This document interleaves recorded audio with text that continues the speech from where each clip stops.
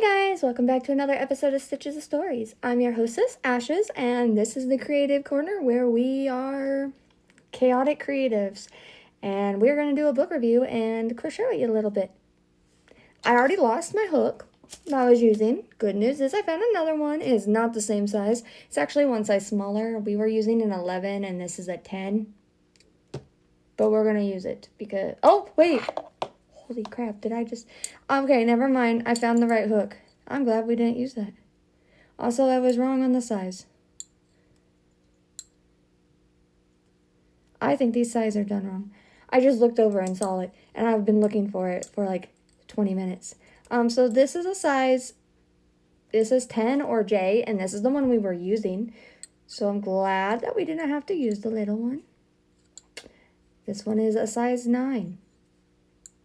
Which tells me that this size 10 is a USA, and it is not done in millimeters.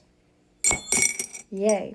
So we're going to use this, and I noticed that my bag of trash from the cleaning is in the background, so we're going to remove it.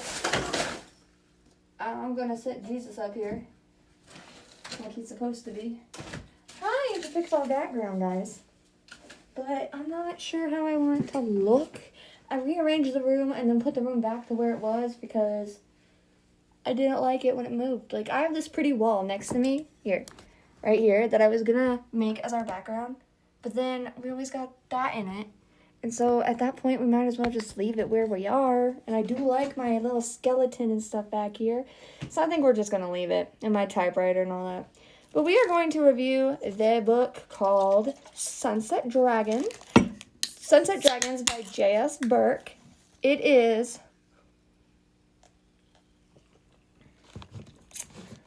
It's 8 o'clock at night and I'm opening another one. This is my third one today, which is not healthy. Don't do that, but I've got a lot of work done today, right? But anyway, Sunset Dragon by J.S. Burke. It is a science fantasy book, which is a new genre for me. I had never heard of this genre, but that makes sense because I've read another one of her books before in this series. It's called the Dragon Dreamer series, and I've read another book in this series, and I never really knew how to place it. And so this one, I got curious, and I Googled it, and it said it was science fantasy. So then I messaged her and said, hey, this book's... What do you want me to list this book as? And she goes, well, it's science fantasy. You can do science fiction, you can do fantasy, whatever. And I noticed that she had added it to science fiction, so we're going to mark it as science fiction instead of fantasy, and it's going to get blue. Because when I think of science, to me, science is blue. When I was a kid and I did science classes, all my notebooks for science were blue. Spooky, say hi. And so we are going to do that. And it's an old yarn, just like the ones we're using from my grandmother. It's Red Heart. Hopefully, if we run out, we can find another one of this. It's called Baby Blue, just like the other one was called Baby Yellow. Not very creative, but yeah. Manufactured in the USA. It says it's machine washable, which I wash all my yarn in the machine. I know people who are like, when you crochet it, you should tell people that you need to hand wash only, but I found that you can hand wash them. I mean, you can machine wash them undelicate. So for our science fantasy, we're going to make it blue. And don't come at me, this is what I'm going to do. This is very old yarn, and I don't know if I trust the center pull. Oh my gosh. It says the tear here. There we go. Like glued to that. I'll add that to my trash bag in a minute. So, we are going to tuck this center pull in side, and we are going to use the outside wrap of this, alright? And I am still learning how to change colors on crochet, so just for the sake of this blanket working the way I want, I'm going to tie the yarns together instead of weaving in ends. I'm just going to use this same trick that I use on knitting, and I'm going to pull off my stitch marker and slip my hook in to apparently the wrong hole. Hold on. I pulled my stitch out when I pulled the stitch marker. Whoops. That's alright. Which one's the end? That's the end. So I go this, and then I do this, and then I pull that through. There we go. Okay, so we're going to start there. So, Sunset Dragon is the 4th book in the Dragon Dreamer series. They are all technically standalone, so you can read them in any order, which, for me, is perfect because I am not reading them in the correct order at all. Apparently, the book that I had read from this series was book number 2, not number 1. And I will admit that the first one that I read, number 2, I was confused in. And I think I was confused in it because it was a new world. And I wasn't quite sure what I was looking at. This book helped with that, all right? This book, I can tell that she has this established world and that she has been working a long time on this series. You got dragons in it. You got octopi in it. You have giant squids in it. You have megalodons. And these are the main characters, okay? If you watched Dragon Tales growing up, this would be a great book for you, okay? It's very whimsical. It's got those whimsical vibes where all these animals are talking. Humans are not in this world, okay? The dragons are responsible for pretty much everything, all right? The octopi are known as great healers. The dragons are the inventors of cement in card games. I very much like that there was a glossary at the end of this book that explained who all the creatures were, because for some reason in my mind, I kept getting Arak and Draco mixed up, and they're 2 dragons, and so it was nice having that little glossary in the back to help with that.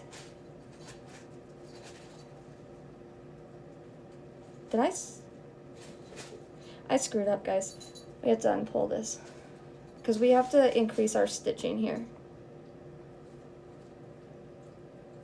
To go up a size, we have to increase it.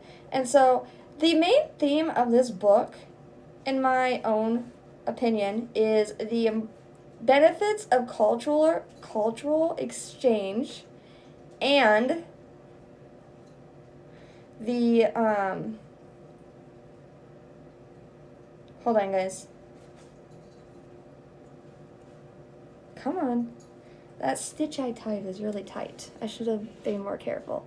All right, so the themes are the benefits of cultural exchange and the trials of a new world. And what happens in this book is basically the plot is a volcano has erupted, and it has destroyed the home of the ice dragons and the gold dragons. And so now the gold dragons and the ice dragons have found a new home thanks to Arak. But they have these new enemies that they have to face, and they have been trying to set up like this network of trading among all the species that they encounter. So like Scree is an octopi and her mate is an octopus. Octopi is plural. I know it's not the correct term for plural octopus, but I refuse to say it because it sounds weird to me. Okay, but so they have set up a trade where like the dragons have made chocolate and the octopi really like chocolate, so like they trade opals and stuff for it. And then there's this other rumored group of dragon called the Sunset Dragons that no one has seen or heard of for literal centuries. And so Arak's group, he's like an explorer, and he's like, I want to find these dragons. I found proof that they live in our new home, so where are they? And so he sets out to find these dragons and to stop the Dweger. The Dweger, I hope I'm saying that right, are a group of predatory, like, scaly, vicious lizards. They're not dragons, okay? But they're some kind of reptile. And they keep leaving carcasses at their door. One thing I will say about this book is that problem isn't technically solved, okay? We do see that they create an invention that scares the Dweger away, alright?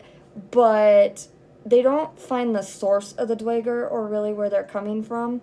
And so that problem still remains. But if you go to a new world and you travel to a new world, it's going to take time. This book takes place over the course of about 6 months, because when we enter it, they are pretty much in spring. It's like the beginning of spring. And they talk about how they're worried that the volcano eruption will have caused such a big change in the environment that they're going to have less food than normal. and they're going to skip straight to winter again. And what we do see is they do technically skip fall. Things don't go exactly as they needed, and so they do technically skip fall. And then they go on to winter again. And they have all these different festivals and stuff.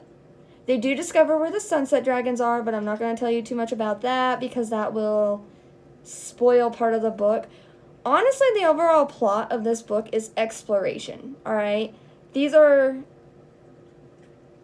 not really, they're not people, but they're people in the sense that they are our main characters, okay? They are beings that are just trying to survive, and it talks a lot about the weight of leadership and somewhat of the roles of a man and woman in a household. Like, dragon ladies are known to be better at certain things than dragon men are, and they each have different kinds of magic. It talks about all these scientific facts, like the fact that a volcano can change weather patterns, the fact that blue-ringed octopi are venomous. They talk about the megalodon and how the megalodon is a solo hunter that prefers warmer territories, but in here for some reason is hunting in the abyss, and they think it's weird. So it's like this seamlessly well-blended compilation of scientific facts and fantastical concepts, and I really liked it. I did enjoy it. It took me about 3 to 4 days to read once I sat down to read it. I've been meaning to read this for a while. I did this as part of a review exchange. She read some of my books, and then I'm reading some of hers as a review exchange. And so, I was supposed to read this last year, and I didn't get to it, so I decided it was going to be my first book of this year, and I'm glad it was. Well, it wasn't technically the first book of this year, because, you know, I read that comic, but it was the first book I started this year. It was the second one I finished this year. But I really enjoyed it, and it made me fall in love with this series. Like, I'm not going to lie, I was iffy on reading it, because I remember how confused I was in Dragon Thunder. I want to say it was Dragon Thunder. It was the second book. I want to say it's that one. Or is it Dragon Lightning? I'm not sure. I remember how confused I was in that book, though, and I was like, this is book number 4, and I've only read book 2. I'm going to be so confused going in. I was not, okay?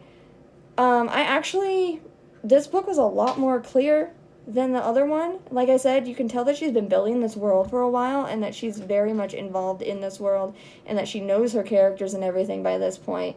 And it makes me want to go back and read the other books, because now I feel like I've fallen in love with this world, all right? And I want to know more. Like, I want to know Iraq's history. I want to know, because you find out that he's been doing something that's kind of part of the plot, so I don't want to spoil it.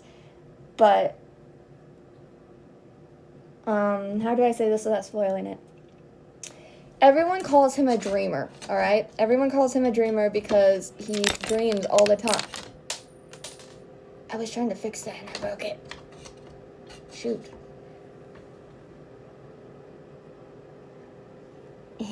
I'm gonna have to fix that tomorrow. Can it latch onto this one? It's too short. I've got a 100-year-old mirror that is falling out right now. So, uno momento.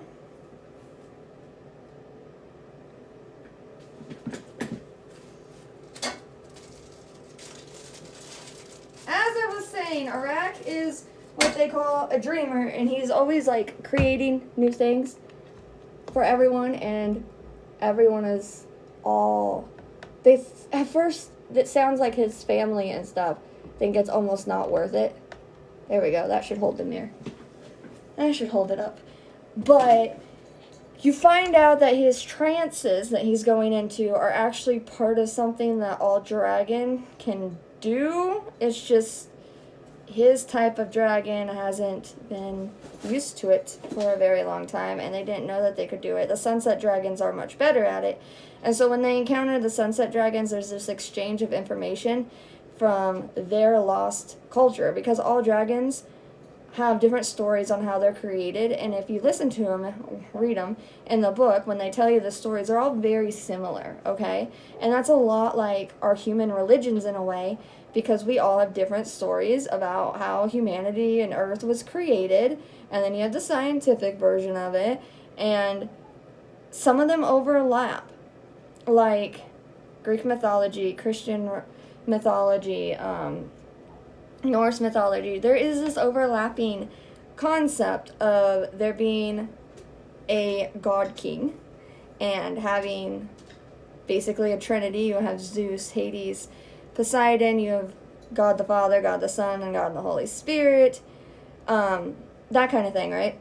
And so there is this overlapping in the real world that we see in our religions, and so it was really cool to see how Burke explained that in her dragon lore, and how they also have this overlapping. They all have this version of how they are created, and they're all very similar, and I think that's a great little, like, just way to explain it.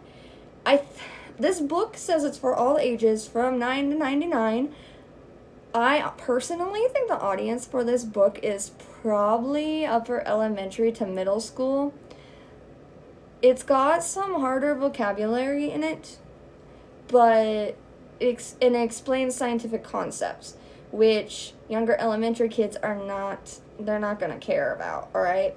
But your upper elementary kids, like my niece would love this book. I want to buy copies of this series for her because she is obsessed with animals. That's like her one true love, are animals. And she will read books upon books about facts and stuff about them. And so I honestly think that she would enjoy this book. Because it's got the fantasy elements, it's got the adventure elements, but it also has science in it. And so I think she'll enjoy it. So yeah, we're going to give it this. We're going to give it the science fiction color. And then what we are going to do, my friends, is it got a 5-star on Goodreads. I gave it a 5-star on Goodreads.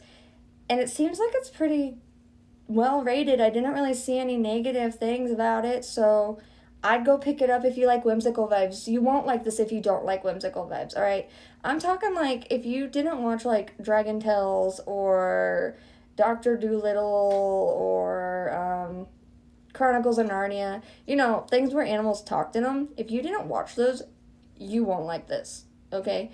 But if you did like those and you watched them and enjoyed them, this is a book right up your alley. The whimsical vibes really hit nice. And the language isn't too young where it feels childish. Like, I think a child would benefit from reading this, but the language is pretty middle grade level, and so even adults can enjoy it. And like I said, I enjoyed it. I've sat here for 3 days working on a diamond painting that's really pissed me off. The diamond painting, not the book.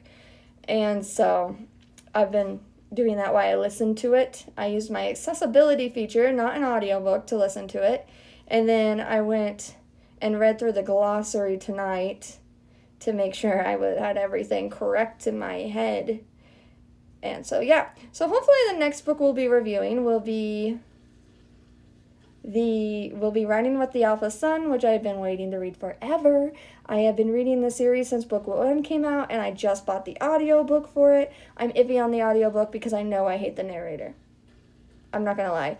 I'm hoping it's a different narrator than the first book, because I know that I hated that narrator. He made Max sound very, I don't know, whiny.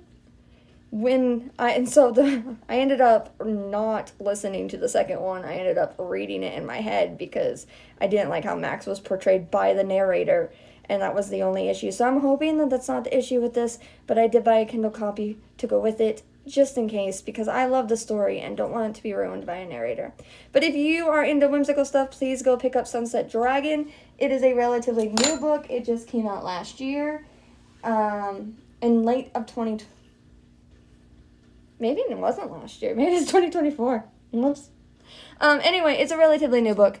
And so go pick it up. I will link it down below. And go look up J.S. Burke. She is an amazing human being who she has more books than just this. All right, she has Winter's Child. She has the Narwhal something. I can't remember what it's called. But I have Winter's Child, and I plan on reading it too right after Running with the Alpha Sun. I've just been waiting forever for that book, so that one's next up. And so, yeah. So, guys, go pick it up. All right? Love you all. Thank you all for being here. And this is where we are on our book blanket for 2026. That is 2 rounds. We said we were going to be doing 2 rounds. So, besides the inside does not count because I needed a decent sized square. So, I almost want to make this like twice as thick.